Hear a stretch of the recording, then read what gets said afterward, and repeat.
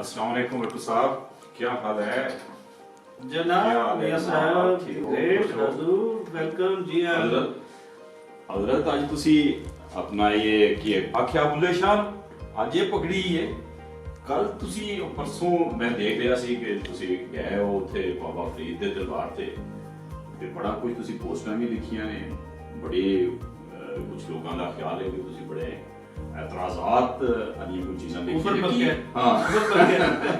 हाँ कुछ इस तरह दी सोच है कि सब हुण कोई बुल्ले शाह दे कोई रख रहा कोई प्रोग्राम है, कोई इंदे ते कोई इरादा है कि कोई और सवाल उठाने दा?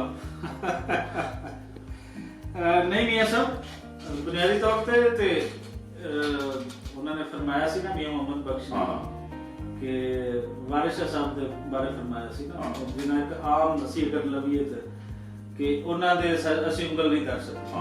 ਤੇ ਬੁਨਿਆਦੀ ਤੌਰ ਤੇ ਉਹਨਾਂ ਤੇ ਅਸੀਂ ਉਂਗਲ ਨਹੀਂ ਕਰ ਸਕਦੇ। ਉਹ ਤੇ ਉਹ ਰਵਈਏ ਸਨ ਜਿਹੜੇ ਅੱਜ ਬਾਬਾ ਫਰੀਦ ਨੂੰ ਬਾਬਾ ਫਰੀਦ ਜਿਨ੍ਹਾਂ ਨੇ ਨਹੀਂ ਰਹਿਣ ਦੇਣਾ। ਤੇ ਉਹਦੇ ਤੇ ਮੈਂ ਪੋਸਟ ਲਿਖੀ ਸੀ ਕਿ ਬਾਬਾ ਫਰੀਦ ਦੇ ਮਜ਼ਾਰ ਤੇ ਮੈਂ ਕਿੰਜ ਗਿਆ। ਉਹ ਜਿਹੜੀ ਪੋਸਟ ਤੁਸੀਂ ਪੜ੍ਹੀ ਹੈ ਉਹ ਬੁਨਿਆਦੀ ਤੌਰ ਤੇ ਬਾਬਾ ਫਰੀਦ ਨੂੰ ਬਾਬਾ ਫਰੀਦ ਕਹਿਣਾ ਹੈ, ਉਹ ਬਾਬਾ ਫਰੀਦ ਦੀ ਨਿਗੇਸ਼ਨ ਨਹੀਂ ਹੈ। ਉਹ ਬਾਬਾ ਫਰੀਦ ਦਾ ਅਸਲ ਰੂਪ ਜਿਹੜਾ ਹੈ ਜਾਂ ਅਸਲ ਜਿਹੜਾ ਰੰਗ ਹੈ ਆਪਦਾ ਉਹ ਸਾਹਮਣੇ ਲਿਆਉਣ ਦੀ ਮੇਰੀ ਕੋਸ਼ਿਸ਼ ਹੈ। लेकिन तुसी उहदे ते कुछ ऐसियां भी चीज़ां मसलन रोटी काट दी ते तुसी बड़ा एतराज़ कीता है, वो दस्सिया है कि वो जनाब रोटी जिहड़ी लकड़ी दी रखी है बाबा जी खांदे सन, इस तरह दी ये लिखण दी की जरूरत सी? तुसी नवां मसला जिहड़ा ना असल ते मियां साहब वो है ही बड़े ना एक हसन वाली गल है कि ਜਦੋਂ ਤੁਸੀਂ ਦਰਬਾਰ ਸ਼ਰੀਫ ਤੇ ਜਾਂਦੇ ਹੋ ਨਾ ਤੇ ਤੁਹਾਨੂੰ ਉੱਥੇ ਦਰਬਾਰ ਸ਼ਰੀਫ ਤੇ ਬਾਬਾ ਫਰੀਦ ਤੋਂ ਇਲਾਵਾ ਹਰ ਸ਼ੈ ਲੱਭਦੀ ਹੈ। ਅੱਛਾ, ਜਿਹੜੀ ਸਾਡੀ ਖਾਹਿਸ਼ ਹੁੰਦੀ ਹੈ ਨਾ ਹਰ ਚੀਜ਼ ਲੱਭਦੀ ਹੈ। ਖਾਣ ਪੀਣ ਵਾਲੇ ਲੱਭਣਗੇ, ਲੋਕ ਉੱਥੇ ਤਰ੍ਹਾਂ ਤਰ੍ਹਾਂ ਦੇ ਆਏ ਹੁੰਦੇ, ਹਰ ਕਿਸੇ ਨੂੰ ਜਿਸ ਤਰ੍ਹਾਂ ਦੇ ਲੋਕ ਚਾਹੀਦੇ ਹੁੰਦੇ ਉਹ ਲੋਕ ਉੱਥੇ ਫਿਰ ਰਹੇ ਹੁੰਦੇ। ਸੋ ਜਿਹੜੀ ਰੋਟੀ ਕਾਟਦੀ ਹੈ ਨਾ ਉਹ ਵੇਖ ਕੇ ਮੈਂ ਵਾਕਈ ਬੜਾ ਹੱਸਿਆ ਔਰ ਫਿਰ ਬਾਅਦ ਮੈਨੂੰ ਬਹੁਤ ਅਫਸੋਸ ਵੀ ਹੋਇਆ ਕਿ ਬਾਬਾ ਫਰੀਦ ਨੇ ਜਿਹੜਾ ਲਿਖਿਆ ਸੀ ਨਾ ਕਿ ਰੋਟੀ ਮੇਰੀ ਕਾਟਦੀ ਲਾਵਣ ਮੇਰੀ ਭੁੱਖ, ਜਿੰਨਾ ਖਾਧੀ ਚੋਪੜੀ ਗੜੇ ਸਹਿਣਗੇ ਦੁੱਖ।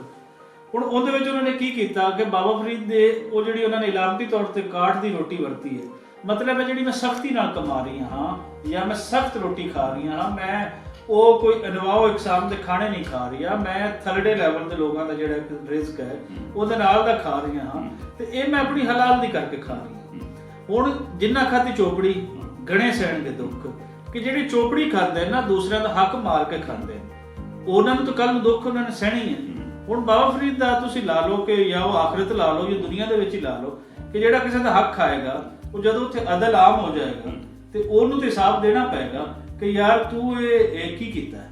ਤੂੰ ਮਿਸਾਲ ਦੇ ਤੌਰ ਤੇ ਮੈਂ ਤੁਹਾਡਾ ਹੱਕ ਖਾ ਲੈਣਾ, ਦੋ ਰੋਟੀਆਂ ਇੱਕ ਤੁਹਾਡੀ ਹੈ ਇੱਕ ਮੇਰੀ ਹੈ, ਮੈਂ ਤੁਹਾਡੀ ਵੀ ਖਾ ਲੈਣਾ ਮੈਂ ਆਪਣੀ ਵੀ ਖਾ ਲੈਣਾ ਤੇ ਮੇਰੇ ਤੋਂ ਤਾਂ ਕੱਲ ਨੂੰ ਕੋਈ ਜਿਹੜਾ ਕੋਈ ਆਦਿਲ ਸ਼ਖਸ ਹੋਏਗਾ ਉਹ ਸਵਾਲ ਕਰੇਗਾ ਨਾ ਕਿ ਰੋਟੀਆਂ ਦੋ ਸਨ ਤੁਸੀਂ ਦੋਨੋਂ ਹੀ ਖਾ ਲਓ, ਉਸ ਬੰਦੇ ਨੇ ਕਿਹਾ ਅੱਛਾ ਇਹ ਤੇ ਮੇਰਾ ਖਿਆਲ ਚੀਜ਼ਾਂ ਚੱਲਦੀਆਂ ਰਹਿਣਗੀਆਂ। ਕੋਈ ਪਾਣੀ ਸ਼ਾਣੀ ਪੁੱਛ ਲਓ ਫਿਰ ਇਹਦੇ ਤੇ ਗੱਲ ਕਰਨੀ। ਹਾਂ ਪਾਣੀ ਬਸ ਤੁਸੀਂ ਆਏ ਹੋ ਤਾਂ ਪਾਣੀ ਪੀਂਦੇ ਆ ਜਨਾਬ, ਪਾਣੀ ਪਿਲਾਤਾ ਜਾਓ। ਪਹਿਲੀ ਤੇ ਵੈਸੇ ਮੈਂ ਅਗਲੀ ਗੱਲ ਤੇ ਕਰਨੇ ਆ ਬਾਅਦ ਵਿੱਚ। ਡਾਕਟਰ ਸਾਹਿਬ ਇਹ ਦੱਸੋ ਕਿਆ ਇਹਨਾਂ ਬਾਬਿਆਂ ਦੀ ਅਸੀਂ ਜਾਨ ਛੱਡ ਨਹੀਂ ਸਕਦੇ? ਇਹਨਾਂ ਕੋਲੋਂ ਅਸਰ ਕੀ ਲੈਣਾ? ਇਹਨਾਂ ਤੇ ਤੁਸੀਂ ਵੀ ਜਾਂਦੇ ਹੋ, ਹੋਰ ਵੀ ਬੜੇ ਸਾਡੇ ਦੋਸਤ ਨੇ ਬੜੇ ਮੇਲੇ ਠੇਲੇ, ਇਹਨਾਂ ਦਾ ਫਾਇਦਾ ਕੀ? ਸਾਡੀ ਹੁਣ ਦੀ ਜ਼ਿੰਦਗੀ ਨਾਲ ਇਹਨਾਂ ਦਾ ਮੁਤਲਕ ਐਸਾ ਹੀ ਹੈ। ਜਵਾਬ ਬੜਾ ਲੰਬਾ ਹੈ ਤੇ ਮੈਂ ਜ਼ਰਾ ਆਇਆ ਸਿਰਫ ਇੱਕ ਮਿੰਟ ਬਾਅਦ। ਠੀਕ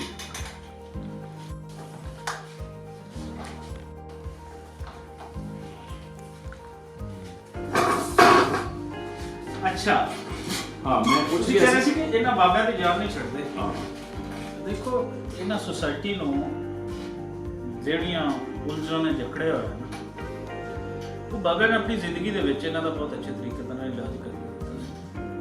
ਉਹ ਬਾਬਾ ਫਰੀਦ ਤੇ ਹੀ ਅਸੀਂ ਗੱਲ ਕਰਦੇ ਹਾਂ ਤੇ ਬਾਬਾ ਫਰੀਦ ਆਪਣੇ ਵੇਲੇ ਦਾ ਬਹੁਤ ਵੱਡਾ ਸੋਸ਼ਲਿਸਟ। ਉਹ ਕਿ ਅਸੀਂ ਉਹਨਾਂ ਨੂੰ ਛੋਟੀ ਜਿਹੀ ਕੈਦ ਅਸੀਂ ਬਾਬਾ ਫਰੀਦ ਨੂੰ ਕਰ ਰਹੇ ਹਾਂ। ਬਾਬਾ ਫਰੀਦ ਬਹੁਤ ਸਾਰੇ ਫੀਲਡਸ ਦੇ ਵਿੱਚ ਬਹੁਤ ਵੱਡਾ ਕੰਮ ਕੀਤਾ ਲੇਕਿਨ ਉਹ ਸੋਸ਼ਲਿਸਟ ਵੀ ਹੈ। ਜਿਸ ਤਰ੍ਹਾਂ ਅਸੀਂ ਪਹਿਲੇ ਕਹਿ ਰਹੇ ਹਾਂ ਨਾ ਕਿ ਰੋਟੀ ਮੇਰੀ ਕਾਟ ਕੀ ਲਾਵਣ ਮੇਰੀ ਭੁੱਖ, ਜਿੰਨਾ ਖਾਧੀਆਂ ਚੋਪੜੀਆਂ ਗਣੇ ਸਹਿਣਗੇ ਦੁੱਖ। ਇਹ ਉਹ ਹੈ ਕਿ ਜਿਹੜਾ ਪਹਿਲੀ ਦਫਾ ਡਿਫਾਈਨ ਕਰ ਰਿਹਾ ਹੈ ਸੋਸ਼ਲਿਸਟ ਨਜ਼ਰੀਆਤ ਨੂੰ। ਹੁਣ ਸਾਡੇ ਕੋਲ ਅਸੀਂ ਅੱਜ ਸੋਸ਼ਲਿਸਟ ਨਜ਼ਰੀਆਤ ਜਿਤਨੇ ਵੀ ਹਨ ਉਹਨਾਂ ਦੇ ਵਿੱਚ ਅਸੀਂ ਆਉਂਦੇ ਹਾਂ ਤੇ ਅਸੀਂ ਅੱਪੜ ਜਾਂਦੇ ਹਾਂ, ਰਸ਼ੀਆ ਪਹੁੰਚ ਜਾਂਦੇ ਹਾਂ ਜਾਂ ਅੱਗੇ ਯੂਰਪ ਦੇ ਵਿੱਚ ਅੱਪੜ ਜਾਂਦੇ ਹਾਂ। ਲੇਕਿਨ ਇਹਨਾਂ ਬਾਬਿਆਂ ਨੇ ਹੀ ਸਾਨੂੰ ਉਸ ਦਾ ਇੱਕ ਹੱਲ ਦੇ ਦਿੱਤਾ ਸੀ ਕਿ ਇਹਦਾ ਹੱਲ ਕੀ ਹੈ। ਸੋ ਦੂਸਰੇ ਐਂਡ ਤੇ ਬਾਬਿਆਂ ਤੋਂ ਹਟ ਕੇ ਫਿਰ ਕੀ ਆਇਆ ਜਦੋਂ ਇੱਥੇ ਮਜ਼ਹਬ ਨੇ ਆ ਕੇ ਲੋਕਾਂ ਤੇ ਡੋਮੀਨੇਟ ਕੀਤਾ, ਹਰ ਸੋਚ ਮਜ਼ਹਬੀ ਹੋਈ ਤੇ ਉਹਨਾਂ ਦੇ ਵਿੱਚ ਫਿਰ ਮਾਰਾਮਾਰੀ ਸ਼ੁਰੂ ਹੋ ਗਈ। ਹੁਣ ਅਸੀਂ ਬਾਬਾ ਫਰੀਦ ਤੋਂ ਲੈ ਕੇ ਅੱਗੇ ਤੱਕ ਬੁੱਲੇ ਸ਼ਾਹ, ਵਾਰਿਸ ਸ਼ਾਹ ਤੱਕ ਆਉਂਦੇ ਹਾਂ ਤੇ ਮਜ਼ਹਬੀ ਬੁਨਿਆਦਾਂ ਤੇ ਲੋਕਾਂ ਦੇ ਅੰਦਰ ਬਹੁਤ ਸਾਰੀਆਂ ਲੜਾਈਆਂ ਸ਼ੁਰੂ ਹੋ ਗਈਆਂ, ਕਿਉਂਕਿ ਕਿਸੇ ਇੱਕ ਮਜ਼ਹਬ ਦੇ ਲੋਕਾਂ ਦਾ ਤੇ ਖਿੱਤਾ ਨਹੀਂ ਸੀ, ਇਹਦੇ ਵਿੱਚ ਤੇ ਕਈ ਮਜ਼ਹਬ ਦੇ ਮੰਨਣ ਵਾਲੇ ਸੀ। ਸੋ ਇਹਨਾਂ ਬਾਬਿਆਂ ਨੇ ਉਹ ਦਰਮਿਆਨੀ ਰਸਤਾ ਜਿਹੜਾ ਸੀ ਨਾ ਉਹ ਕੱਢਿਆ ਸੀ ਕਿ ਤੁਹਾਡੀ ਲੈਂਗੁਏਜ, ਤੁਹਾਡਾ ਕਲਚਰ, ਤੁਹਾਡੀ ਭੁੱਖ, ਤੁਹਾਡੀ ਧਰਤੀ, ਤੁਹਾਡੀ ਹਵਾ, ਤੁਹਾਡਾ ਪਾਣੀ, ਇਹ ਸਭ ਦਾ ਸਾਂਝਾ ਹੈ। ਇਹ ਕੋਈ ਕਾਫਰ ਜਾਂ ਮੁਸਲਮਾਨ ਨਹੀਂ ਹੈ, ਇਹ ਇੱਕ ਹੈ, ਸਾਰਿਆਂ ਲਈ ਹੈ। ਸੋ ਇਹਦੇ ਤੇ ਸਭ ਦਾ ਇਖਤਿਆਰ ਹੈ, ਇਹ ਸਭ ਨੂੰ ਬਰਾਬਰ ਦੇ ਦਿੱਤਾ ਜਾਵੇ। ਹੁਣ ਅਗਰ ਅਸੀਂ ਬਾਬਿਆਂ ਦੀ ਜਾਨ ਛੱਡ ਦਿੰਦੇ ਹਾਂ ਤੇ ਫਿਰ ਬਾਕੀ ਤੇ ਤੁਹਾਡੇ ਕੋਲ ਮੌਲਵੀਅਤ ਬਚ ਜਾਂਦੀ ਹੈ, ਔਰ ਮੌਲਵੀਅਤ ਤੁਹਾਨੂੰ ਕਿੱਥੇ ਲੈ ਕੇ ਜਾਂਦੀ ਹੈ ਉਹ ਸਾਡੇ ਜਿਹੜੇ ਆਸ-ਪਾਸੇ ਦੇ ਲੋਕ ਨੇ ਉਹਨੂੰ ਚੰਗੀ ਤਰ੍ਹਾਂ ਪਤਾ। ਅੱਛਾ, ਫਿਰ ਤੁਸੀਂ ਇਹ ਦੱਸੋ, ਇੱਕ ਪਾਸੇ ਤੁਸੀਂ ਬਾਬਿਆਂ ਦੀ ਬਹੁਤ ਤਾਰੀਫ ਵੀ ਕਰਦੇ ਹੋ, ਉਹਨਾਂ ਦੇ ਕਦਰਦਾਨ ਵੀ ਹੋ, ਦੂਸਰੀ ਸਾਈਡ ਤੇ ਤਨਕੀਦ ਤੁਹਾਡੀ। ਹੁਣ ਪੋਸਟ ਦੇ ਵਿੱਚ ਮੈਨੂੰ ਬਿਲਕੁਲ ਉੱਥੇ ਜਾ ਕੇ ਸਕੂਨ ਨਹੀਂ ਮਿਲਿਆ, ਜਿਹੜਾ ਰਿਆਸਤ ਸਕੂਨ ਹੈ ਉਹ ਵੀ। ਫਿਰ ਤੁਸੀਂ ਕਹਿਣਾ ਕੀ ਚਾਹੁੰਦੇ ਹੋ, ਕੀ ਤੁਹਾਡਾ ਮਕਸਦ ਹੈ?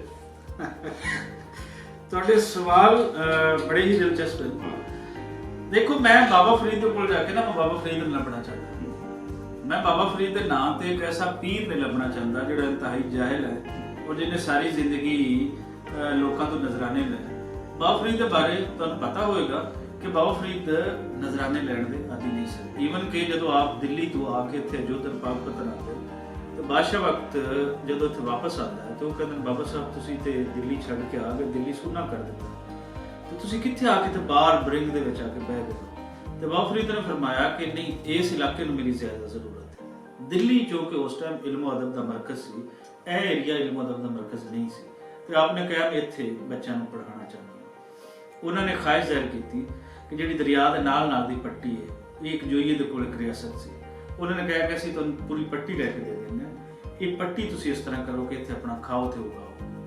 ਬਾਬਾ ਫਰੀਦ ਨੇ ਇਨਕਾਰ ਕਰ ਦਿੱਤਾ ਬਾਦਸ਼ਾਹ ਵਕਤ ਕਿ ਨਹੀਂ, ਸਾਨੂੰ ਜ਼ਮੀਰਾਂ ਦੀ ਕੋਈ ਜ਼ਰੂਰਤ ਨਹੀਂ। ਬਾਬਾ ਫਰੀਦ ਨੂੰ ਉਹਨਾਂ ਨੇ ਕਿਹਾ ਕਿ ਤੁਸੀਂ ਫਿਰ ਇਹ ਪੈਸੇ ਨੇ ਸਾਡੇ ਕੋਲ, ਇਹ ਤੁਸੀਂ ਲੈ ਲਓ। ਬਾਬਾ ਫਰੀਦ ਨੇ ਇਨਕਾਰ ਕਰ ਦਿੱਤਾ। ਉਹਨਾਂ ਨੇ ਕਿਹਾ ਕਿ ਫਿਰ ਤੁਸੀਂ ਆਪਣੇ ਜਿਹੜੇ ਸ਼ਾਗਿਰਦ ਨੇ ਮੁਦਰਸੇ ਦੇ, ਇਹਨਾਂ ਵਾਸਤੇ ਤੁਸੀਂ ਲੈ ਲਓ, ਇਹ ਕੁਝ ਸਾਡੇ ਕੋਲ ਖਾਣ ਪੀਣ ਦੀਆਂ ਚੀਜ਼ਾਂ ਹੈ, ਇਹ ਲੈ ਲਓ। ਤੇ ਬਾਬਾ ਫਰੀਦ ਨੇ ਕੁਝ ਕਬੂਲ ਕਰ ਲਿਆ ਕਿ ਮੇਰੇ ਬੱਚੇ ਖਾ ਲੈਣਗੇ, ਲੇਕਿਨ 3 ਦਿਨ ਤੋਂ ਜ਼ਿਆਦਾ ਨਹੀਂ ਹੈ। ਸੋ ਮੈਂ ਬੱਟੂ ਸਾਹਿਬ, ਕੁਝ ਤੁਹਾਡੀ ਗੱਲ ਲੰਬੀ ਹੋ ਰਹੀ ਹੈ। ਮੈਂ ਵੈਸੇ ਇਹ ਤੁਹਾਡੇ ਕੋਲ ਪੁੱਛਣਾ ਚਾਹੁੰਦਾ ਸੀ, ਚਲੋ ਆਪਣੇ ਦੌਰ ਦੇ ਲਿਹਾਜ਼ ਦੇ ਨਾਲ ਉਹਨਾਂ ਨੇ ਬਿਹਤਰ ਕੀਤਾ ਸਾਰਾ ਕੁਝ। ਹੁਣ ਅਸੀਂ ਸਾਡਾ ਉਹਨਾਂ ਦੀ ਕੁਝ ਜ਼ਿੰਦਗੀ ਦੇ ਨਾਲ ਕੋਈ ਤਲਕ ਬਣਦਾ ਹੈ, ਅਸੀਂ ਉਹਨਾਂ ਤੋਂ ਕੁਝ ਫਾਇਦਾ ਲੈ ਸਕਦੇ ਹਾਂ। ਇਹ ਗੱਲ ਅਸਲ ਦੇ ਵਿੱਚ ਜਿਹੜੀ ਨਾ ਜਾਣਨ ਵਾਲੀ। ਬਿਲਕੁਲ ਅਸੀਂ ਫਾਇਦਾ ਲੈ ਸਕਦੇ ਹਾਂ, ਕਿਉਂਕਿ ਜਿਹੜੀ ਮੇਰੀ ਉੱਥੋਂ ਡਿਪਰੈਸ ਹੋਣ ਦੀ ਵਜ੍ਹਾ ਹੈ ਨਾ, ਉਹ ਇਹ ਹੈ ਕਿ ਬਾਬਾ ਫਰੀਦ ਦਾ ਜਿਹੜਾ ਅਸਲ ਚੀਜ਼ ਹੈ ਉਹ ਤਾਂ ਉਹਨਾਂ ਦਾ ਕਲਾਮ ਹੈ।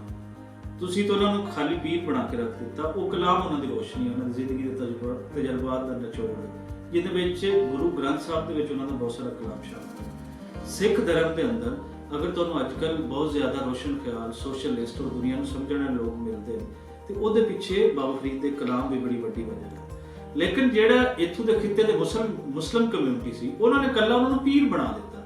ਸੋ ਮੇਰੇ ਡਿਪਰੈਸ ਹੋਣ ਦੀ ਵਜ੍ਹਾ ਹੈ ਕਿ ਮੈਂ ਬਾਬਾ ਫਰੀਦ ਦੀ ਜਦੋਂ ਲਾਇਬ੍ਰੇਰੀ ਦੇ ਅੰਦਰ ਜਾਣਾ ਤੇ ਬਾਬਾ ਫਰੀਦ ਦੀ ਲਾਇਬ੍ਰੇਰੀ ਦੇ ਅੰਦਰ ਬਾਬਾ ਫਰੀਦ ਦਾ ਕਲਾਮ ਹੈ ਹੀ ਨਹੀਂ। ਬਾਬਾ ਫਰੀਦ ਦਾ ਉਹ ਕਲਾਮ ਜਿਹੜਾ ਮੋਤੀ ਹੈ, ਗੋਹਰ ਹੈ, ਉਹ ਕਿਤੇ ਮੈਨੂੰ ਵੇਖਣ ਨੂੰ ਮਿਲਦਾ ਹੀ ਨਹੀਂ। ਸੋ ਖਾਲੀ ਤਾਂ ਫਿਰ ਉੱਥੇ ਦਰਬਾਰ ਤੇ ਸੀੜੀਆਂ ਹਨ, ਪੱਥਰ, ਉਹਨਾਂ ਨੂੰ ਚੁੰਮ ਕੇ ਤਾਂ ਨਹੀਂ ਆ ਸਕਦਾ। ਅਗਰ ਉਹਨਾਂ ਦਾ ਕਲਾਮ ਮੈਨੂੰ ਮਿਲੇ ਤੇ ਫਿਰ ਅਸਰ ਸੋਸਾਇਟੀ 'ਚ ਰੋਸ਼ਨੀ ਪੈ। ਅੱਛਾ, ਅਗਰ ਤੁਹਾਡੇ ਕੋਲ ਵਾਕਿਆ ਤੁਹਾਨੂੰ ਕੋਈ ਬੰਦਾ ਇਹ ਪੁੱਛਣਾ ਚਾਹੁੰਦਾ ਹੈ, ਜਾਣਨਾ ਚਾਹੁੰਦਾ ਹੈ, ਤੇ ਇਹ ਮੁਖਤਸਰ ਦੱਸੋ। ਬਿਲਕੁਲ ਤੁਸੀਂ ਮਤਲਬ ਹੋਰ ਤੁਸੀਂ ਵੀ ਕੰਮ ਕਰ ਰਹੇ ਹੋ, ਮੈਂ ਨਹੀਂ ਚਾਹੁੰਦਾ ਤੁਹਾਨੂੰ ਜ਼ਿਆਦਾ ਡਿਸਟਰਬ ਕੀਤਾ ਜਾਏ। ਬਾਬਾ ਫਰੀਦ ਦਾ ਜਿਹੜਾ ਸਹੀ ਮੈਸੇਜ ਹੈ ਉਹ ਕੀ ਸੀ?